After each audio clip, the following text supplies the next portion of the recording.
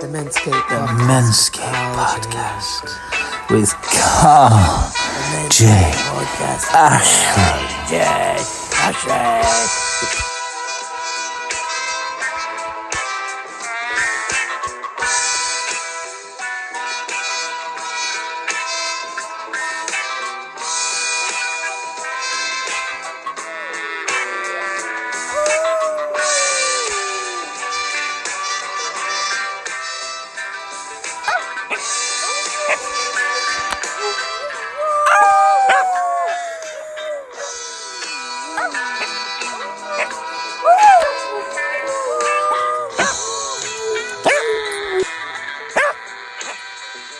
So, good evening and welcome to the September edition of the Menscape Podcast, sponsored this time, I guess, by ancientspiritualtours.com. And waiting in the wings there, good evening, Mr. Christopher Heaney. How are you? I'm pretty good. Thanks for having me, Carl. No problem at all. Thanks for giving up your time this evening. Won't you tell us who are you and what do you do? Yeah, so my name's Christopher Heaney. I'm the CEO of a company called Web Dev Builders Limited. We're based in Limerick City, and we're a web development design company. But really what we are is a software development house. We started in 2017, and our main focus was developing software, building apps, programs, custom software from the ground up. And every time we delivered software, we got told by the client, look, can you look at the website? The website guy's gone missing. He's off on a tropical island somewhere, And we started looking at these websites without offering it as a service and basically, just doing it on request. And we found most of our client list was requesting it. So we branched out to the website design field. But really we're software developers, and that's why we do our website design stuff slightly differently. We build it in a live development area so you can see it being built real time. But our real niche is the software development because we do it all in-house, the development and the design stuff. It's all done in-house, and that's actually quite a unique thing when it comes to development companies here in Ireland. It's almost getting to industry standard that if you're a development house, you outsource it overseas. Belarus. Yeah, exactly. The Ukrainians are great at it, actually. There's quite a few countries that are good at the development, and you end up with Irish companies that are offering it as a service, and the person you're actually talking to, that you're telling your specifications for the program or the app, can't actually code or program, and all they're doing is sending your requirements overseas to a company you'll never meet, you'll never speak to, and a lot of people won't even know that company's worked on their software, and they're paying the overseas pricing to outsource it and then sticking you with the bill. So we do everything in-house when it comes to that. So it's like your niche is being Irish, almost. Well, I think our niche is more being transparent, Right. and being open, because it doesn't really, like, nationality doesn't really have anything to do with it. Ability is ability, right? Ability is ability. And you've got equally as good teams in Ukraine or China or any other country in the world. But the main barrier there is the seas, right? There's an ocean between you. So you can't actually sit down and talk to that team. And the person that you've sat down and spoke to over here, equally, they can't sit down and talk with their development team that they're using. So, you need a massive amount of synergy to be able to deliver a software project without actually being able to physically meet your team and see their work. Given that we're in the dawn of the age of Zoom and Teams, and I know Skype was a predecessor of that, there's probably plenty others. Does video conferencing software come in handy for these things, or is the personal touch important as well? I think the personal touch is getting more and more important. Um, Actually, this was a question that was raised with, I know a trainer called PJ Holmes, who's is very good at sales training. Um, and during one of his sessions, someone mentioned to him that the face-to-face stuff is getting less and less important. You know, the younger generation coming up, they don't put a value on it, right? Um, and when I hear that, I just think, well, that means the value's increasing because you'll end up with a generation that won't have those skills to sit down in front of someone It's and already have that personal happening. touch. It's already Yeah. happening. You see, like nothing against women, but you see them pushing the pram down the street and they got the pram in one hand and a mobile phone in the other. That kid's going to be reared by someone who's permanently distracted, or the amount of loving attention that that baby gets is going to be at a premium compared to generations before when there were no mobile phones around. Yeah, well, it's not just women that happens to. I mean, everyone's falling foul of it. You walk down the street and you're dodging people that are looking at their phone, you know, and Or on traffic, you've got a car veering towards you in the road, and then the person looks up from their mobile phone and swerves back on it. It's like, yeah, and I'm just back from a trip actually to the Netherlands, and that was one of the things that I liked about the Netherlands because they cycle everywhere and there's a lot of cycling lanes. But, you know, if you walk out in front of those cycling lanes, you're gonna get hit. So as a result, you don't see as many people in the Netherlands walking around on their phones. You know, they're paying attention, they're making sure that, you know, the you know, they're paying attention to the environment and that they're not going to get taken out by a bike, you know? if they're not, it's like a real life Darwin Awards where the survival of the ones that do pay attention will kick in, right? Yeah, no, exactly. You know, and that was the one thing I liked about the Netherlands. It's a lovely country. I do advise everybody to visit it. But when I was over there, they really don't uh believe in idiot proofing ending. You know, like for example, the canals in Amsterdam, they don't have barriers. You can walk in if you want. You know, you can fall in if you want, and if you fall in, it's your own problem. You know, a lovely people. You know. Yeah, yeah. I think Dee was there for about 10 years. Yeah, yeah. No, I love the place now. I'll definitely be going back to it. And one of the things I found very funny was they like their micro cars. So, you know, a micro car will pull up and out of it will get like a 6 foot tall person, you know, and then they'll park these micro cars next to the canal and there's no barrier between the car and the canal. And I was looking at it going, well, in Ireland, that car would probably very quickly become a boat. So, you know, it shows the difference in culture. Yeah, yeah. It's always good to travel broadens the mind and you see the differences and the similarities in where you grew up or where you come from. So what I'm picking up on then, if you're in the business of software development and programming and coding and stuff like that, um, is that like, you're kept in dark rooms or you're a bit nerdy and you're allowed out for a cup of tea from your dark room? But I don't see that with you. I see that you're not a typical nerd in the sense that you're much more personable and you've got the people skills. And I'd say, but you must have a great degree of capability or sort of ability on the software and the coding side of things. Otherwise, you wouldn't be able to do that for a business or for a living. But not everybody that has that skill set is a people person, right? Yeah, no, well, I appreciate you saying that.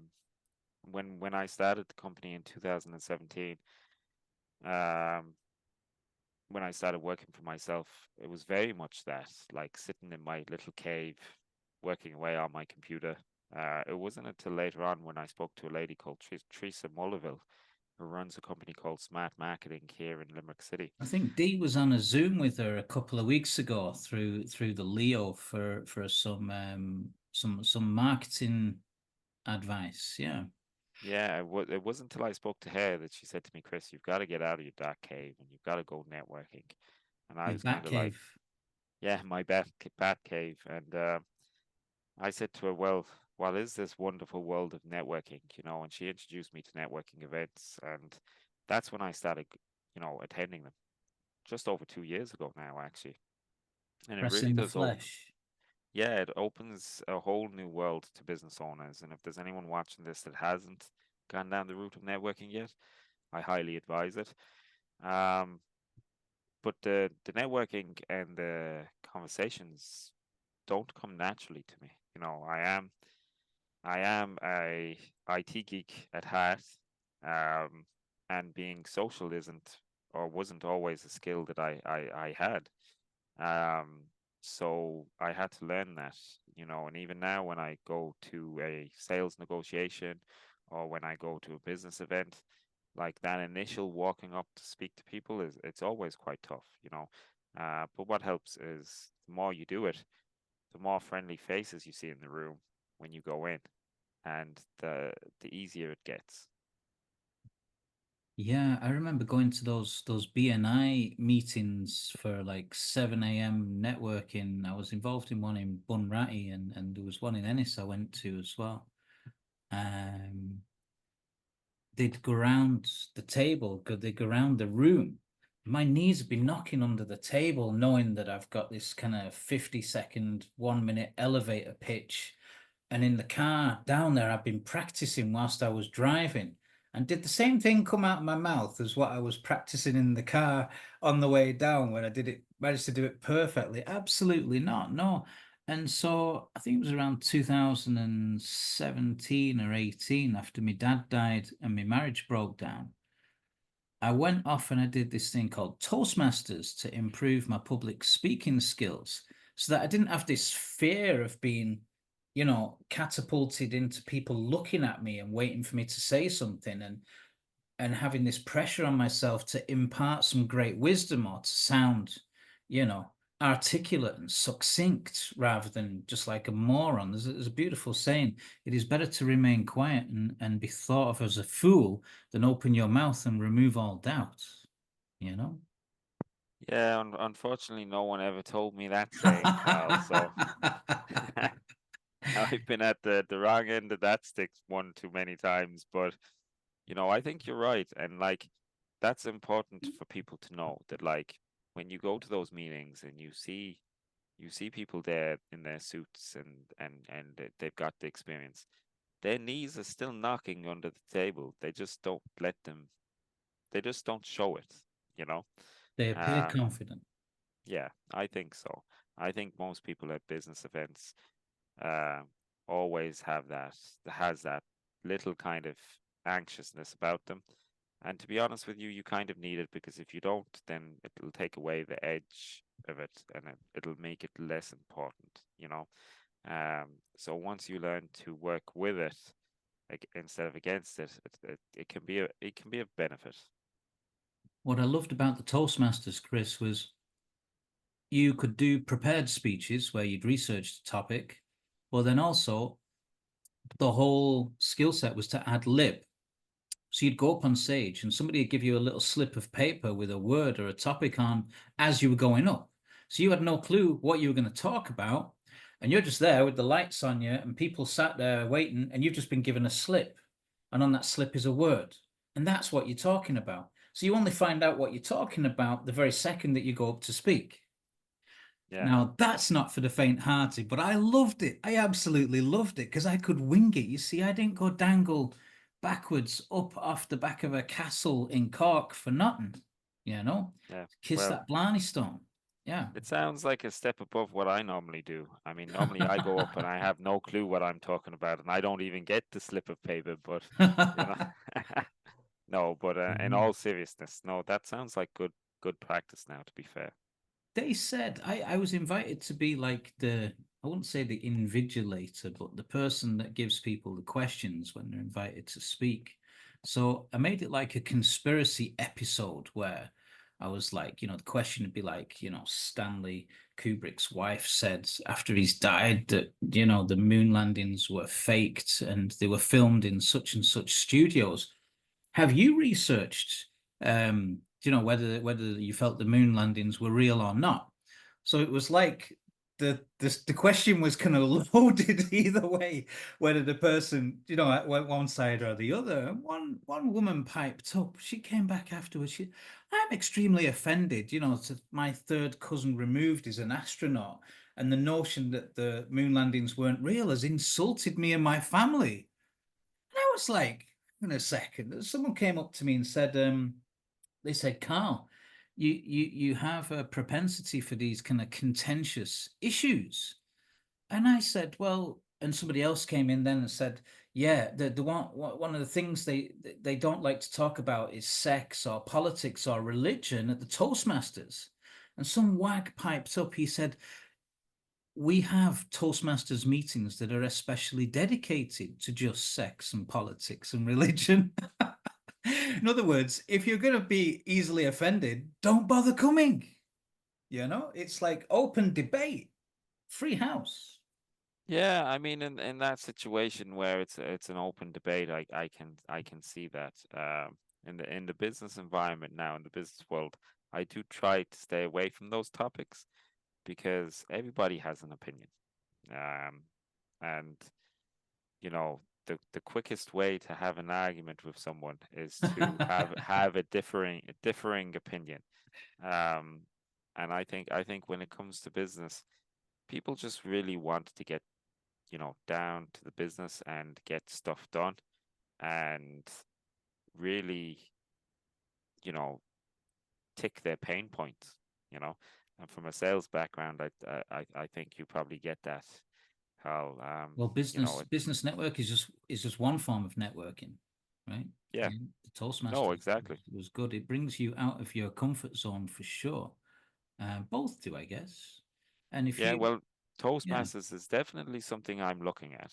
I'm looking into it.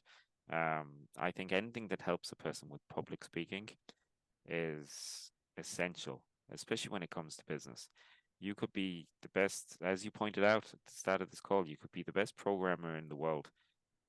But if you can't talk to people, right, it puts up a barrier, makes it difficult for people to actually contact you or employ you. And anything that it helps with that is great. And coming from an IT background, um, and having being an IT professional for quite a while now, and being a bit of a geek, like I guess I appreciate that a lot, and I actively try to improve it Mhm. constantly. Even doing things like this podcast can be kind of difficult for me, but it's something I have to do because if I don't, you'll never improve, you know? Well, you can't tell. You can't tell. You seem to take to it easily.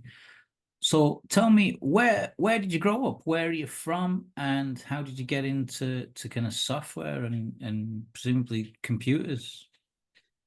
Yeah, so I was actually born in Birmingham, while my parents were living in England.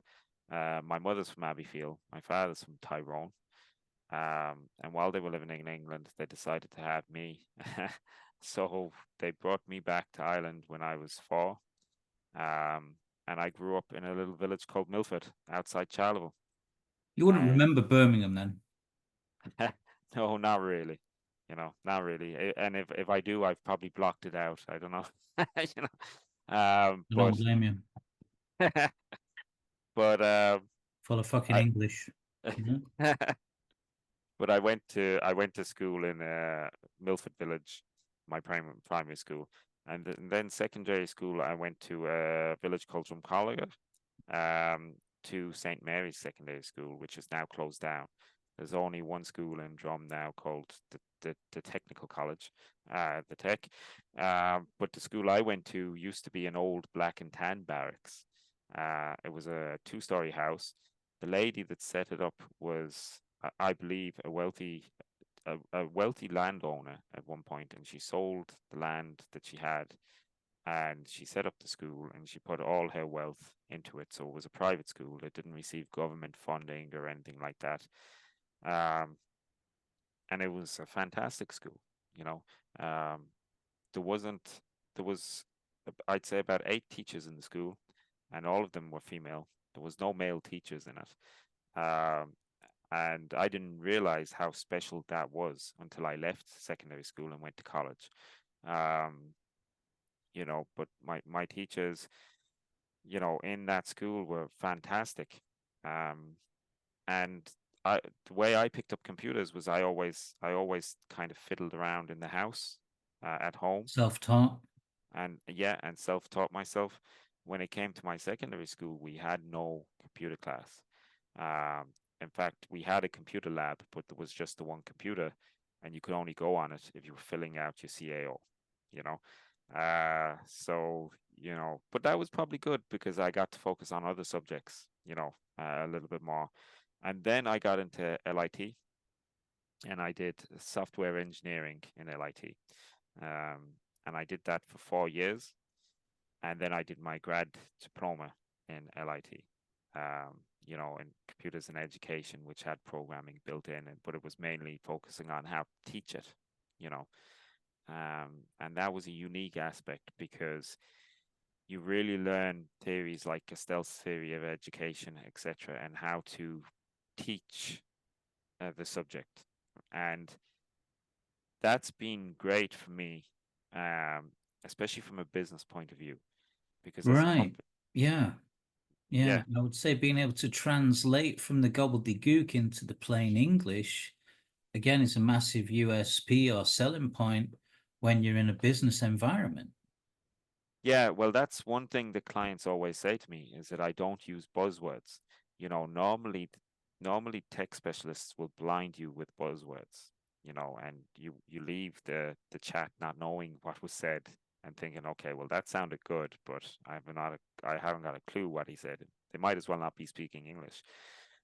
So, I try to stay away from the buzzwords, and also it's been helpful from the point of view that as a company, we do get quite a few interns that come through our company every year. It's a program that we set up because we believe in assisting anyone in the programming field to get experience. Because when I left college, after doing my grad dip, one of the requirements for getting programming work was you needed 5 to 10 years of programming experience. But how do you get that without the initial work? Chicken You and know, egg, right? yeah. So what we try and do is, as much as possible within the company, if there's interns that contact us, we'll bring them into the company to work with us. But the one caveat that we do have, and this is a company policy we put in place, is we do not put any intern working on client-facing projects. So if a client has paid us for a project, we'll never have an intern working on it or looking at it. We only have um, interns working on the SaaS software that we're building, because we also build software in-house for us that we then sell, to clients after the fact. SaaS meaning software as a service, right? Yeah, software as a service. Um, So with the and influx of all these tech companies like Google and Facebook and stuff in Dublin, is Ireland now becoming a hub for software within Europe? Is there any advantage to being based here, in terms of being able to serve your clients? yeah, no, that's a very good question. Is there an advantage being based in Ireland as opposed to America? The cooler climate you see can help cool those data centers, is it? Yeah, well, the data centers are they're a bit of a sticking point for a lot of people. I think it's 20% of the power grid now that data centers are taking up. Where are Um, they? They uh, underground. to be honest, Why not use them for thermal heat? Heat old people's homes. yeah, I mean it's a good point. I mean they definitely produce enough heat anyway. But yeah, I mean whether or not there's an advantage to being in Ireland doing tech is a question in itself. I mean, you'll see now that it was just yesterday, I think it was, that was it Google or Apple that was told by the Irish government they have a a 16 billion tax bill to pay. Apple. Apple, yeah. So you're going to see more and more tech companies questioning whether or not Ireland is the best place to be. Not because of that, but mainly because I think there's other countries waking up at the moment and they're reducing their taxes to try and keep their companies in their countries.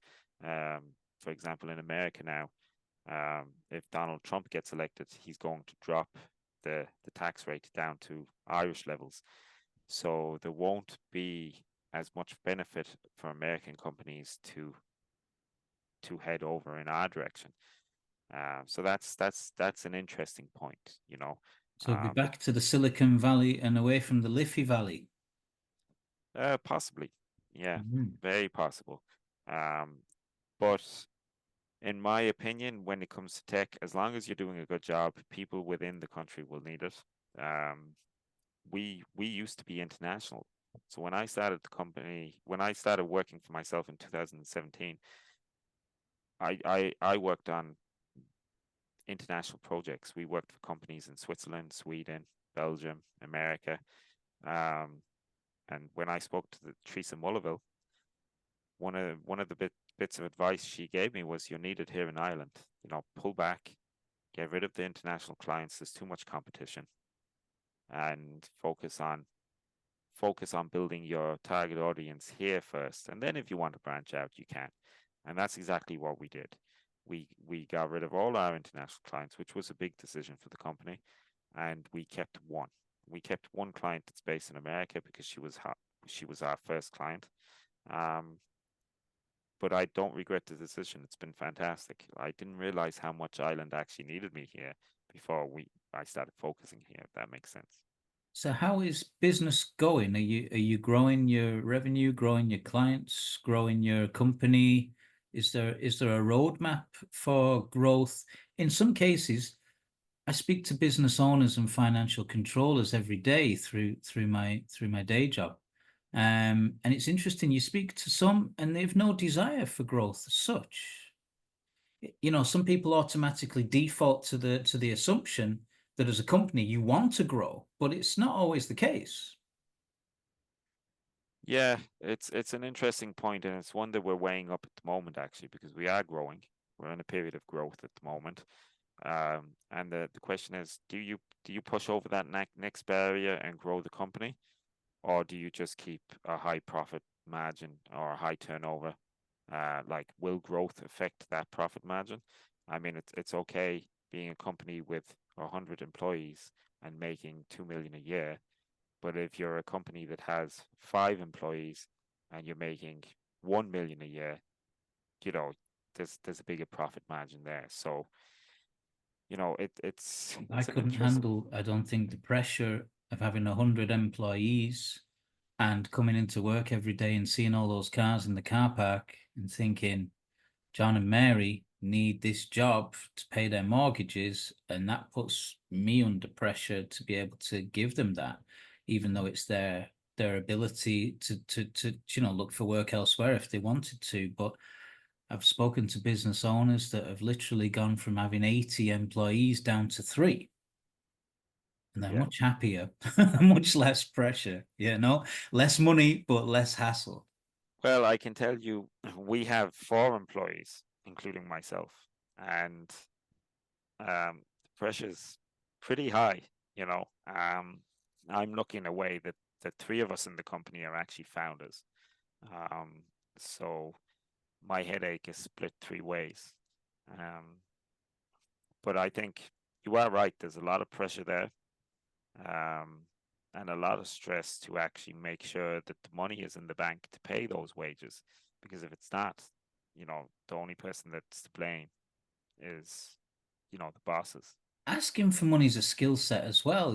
I sort of heard a lady making calls, and she was asking for money, but not actually asking for money. It was really clever.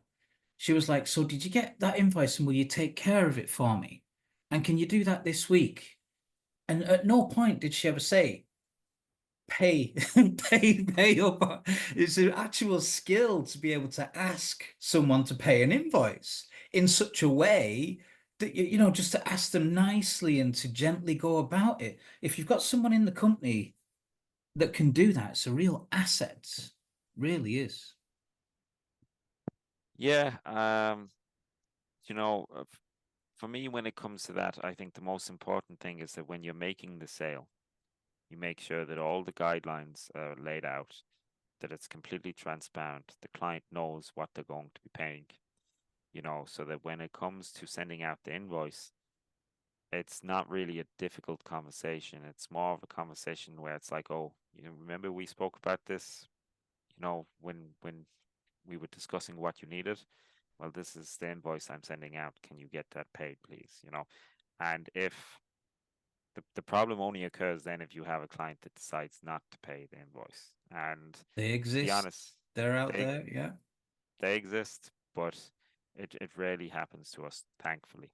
Um, you know, and that's why we take deposits. You know, so whenever we do work, we're very transparent actually in our pricing.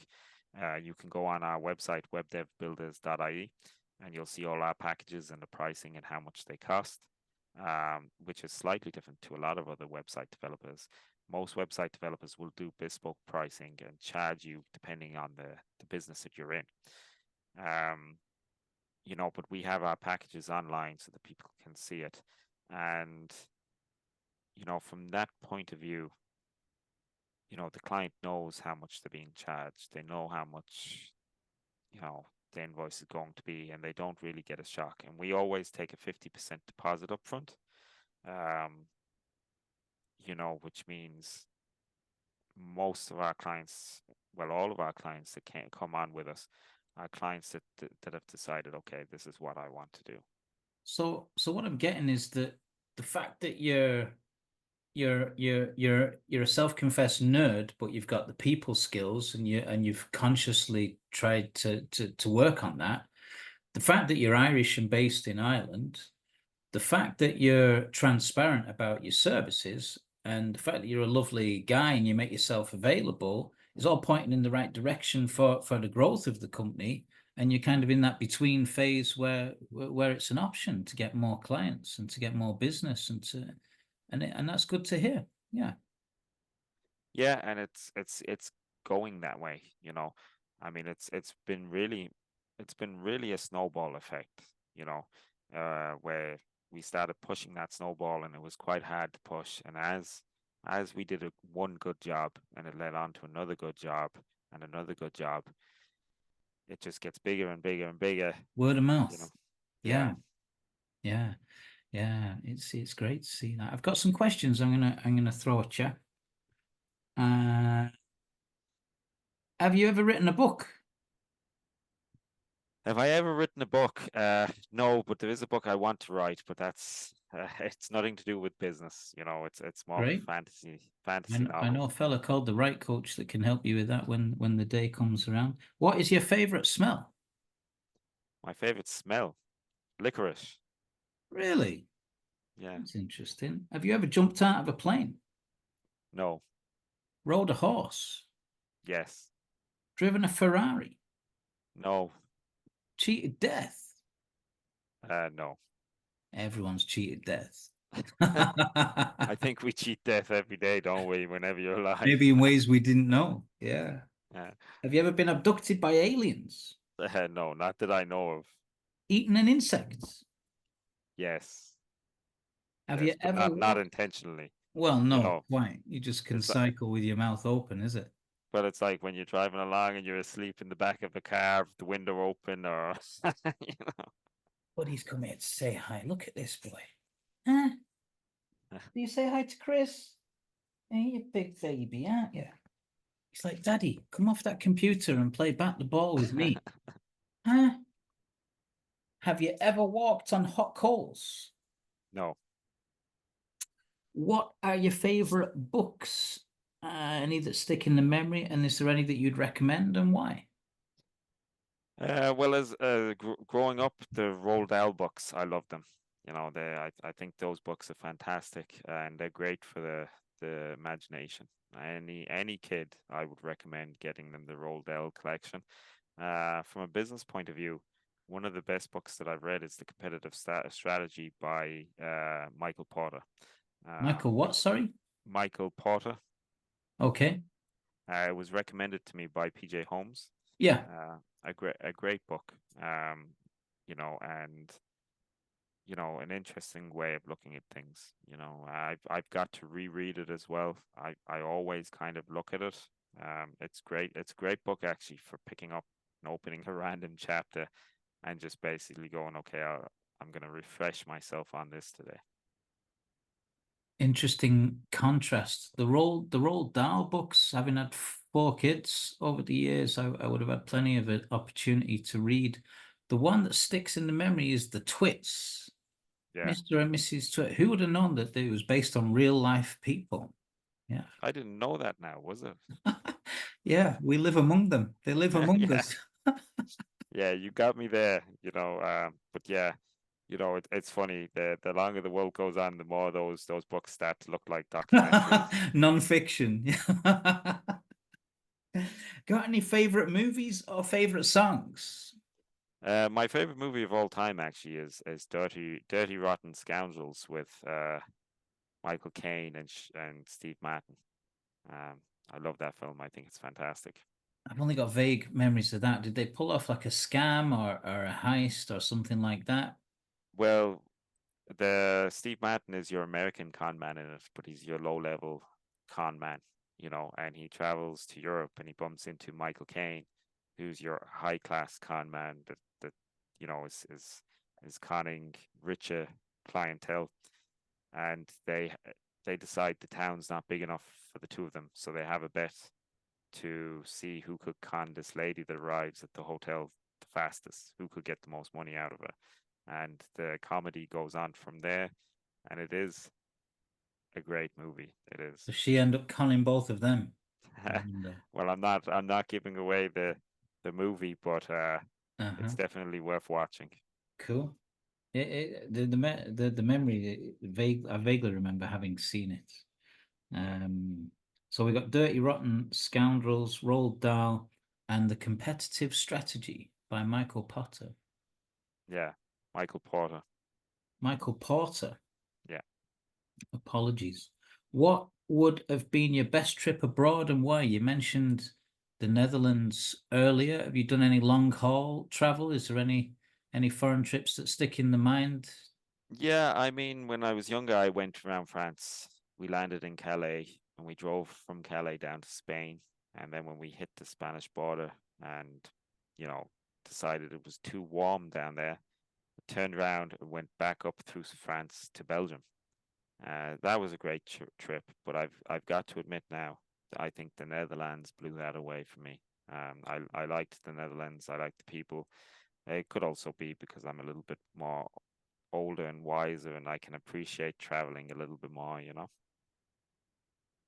Yeah, I've never been to the Netherlands. Spain and France I would have been to, and I'm only after looking yesterday on the map of Normandy to plan a trip to Chartres Cathedral, Mont Saint Michel, and just hang out over there for 2 or 3 days. Maybe like not even a week. The ferry's like 19 hours. Yeah. 19 hours from Ireland to France. I mean, what's it doing? Like 5 mile an hour or something? I mean, I didn't realize it takes so long, but maybe there's an opportunity there just to enjoy the time out as well. Yeah, I mean, every cloud has a silver lining, I guess. I mean, if it's one thing that we have to get better at in this country, it's the public transport, and how we get places. You mentioned earlier that we're one of the big tech companies in the world, but you wouldn't really know it from our infrastructure.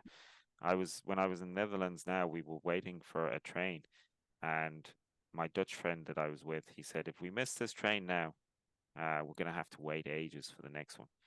I said to him, well, how long's ages? And he said, well, 15, 20 minutes. And I said, Connor, if we missed the train in Ireland, That's not ages, mate. yeah, if we missed the train in Ireland, you could be waiting an hour, maybe two. and then the train might not show up, So I think that's one big This area is we not need a to improve. joke, Chris. I remember moving over here in 2001 and ending up in the back house of Ballygreen up near Dromoland there, and literally waiting on the road for a bus to take me into Ennis from Limerick. And there was no actual bus stop with times.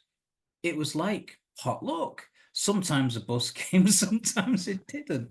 And I realized at some point that the transport system here wasn't run for the benefit of the people, it was run for the benefit of the staff, you know?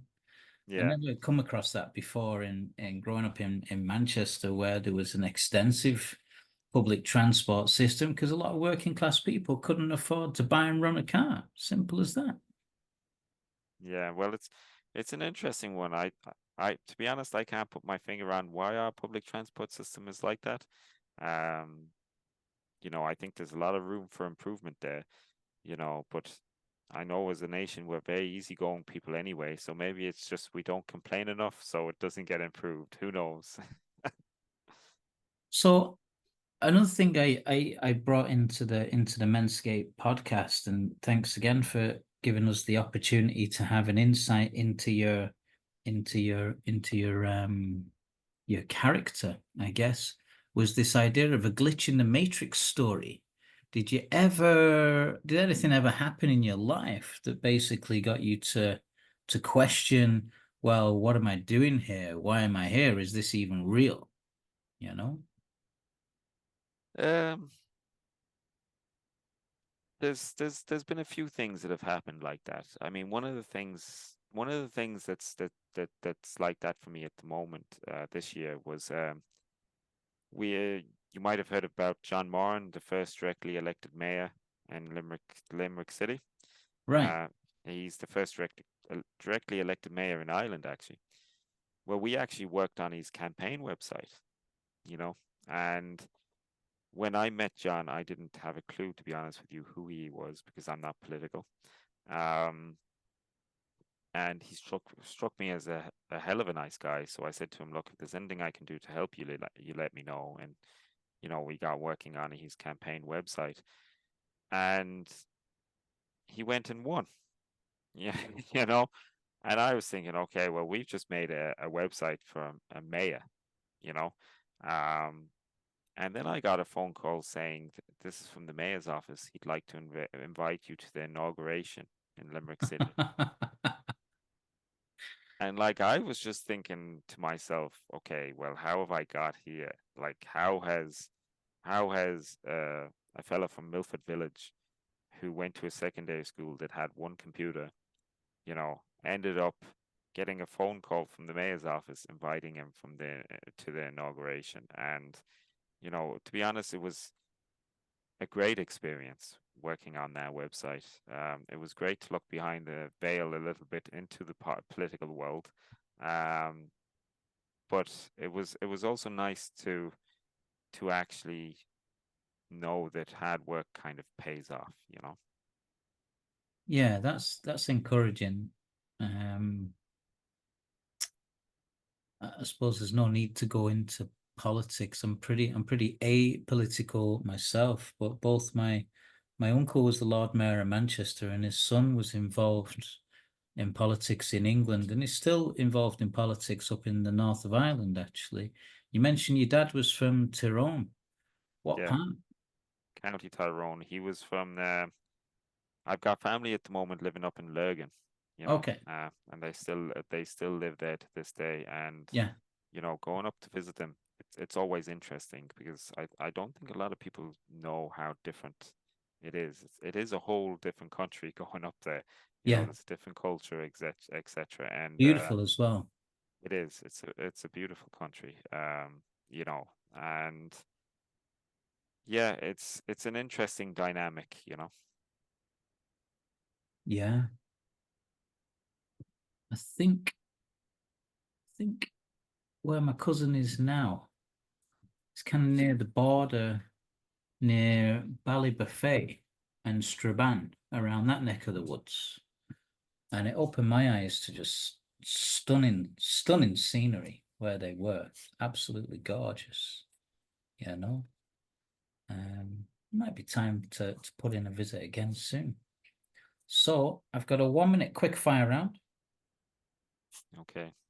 And then we'll pretty much wrap it up.